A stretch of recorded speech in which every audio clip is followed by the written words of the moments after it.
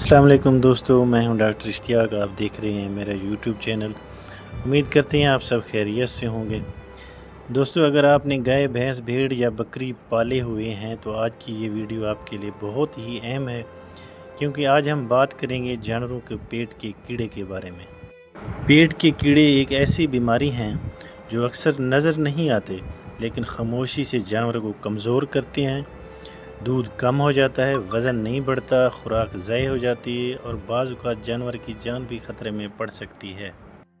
आज की इस वीडियो में हम जानेंगे पेट के कीड़े क्यों होते हैं, इनकी अलामत क्या होती हैं, इनका इलाज कैसे किया जाए और आइंदा इनसे कैसे बचें।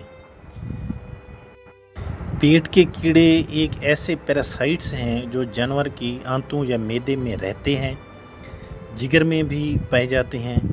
जानवर की खुराक और खून से अपनी ग़िज़ा हासिल करते हैं, जिसकी वजह से जानवर आहिस्ता आहिस्ता कमज़ोर हो जाता है। पेट के कीड़े कैसे आते हैं, अब हम बात करें इस पर।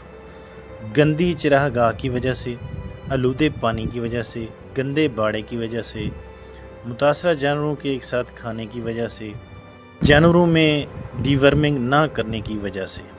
अब आते हैं इसकी अलामात की तरफ। अगर जानवर पेट के कीड़ों का शिकार है तो आपको कौन सी अलामत नज़र आएंगी?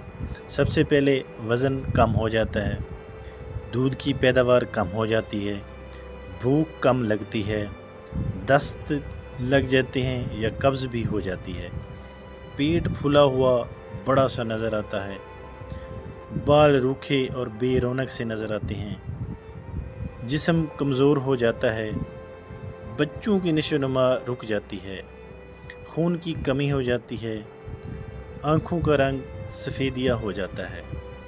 इससे अफ़ज़ाइश नस्ल के भी कई बीमारियां जन्म लेती हैं, जैसे जानवर बार बार रिपीट होता है या जानवर बच्चा गिरा देता है।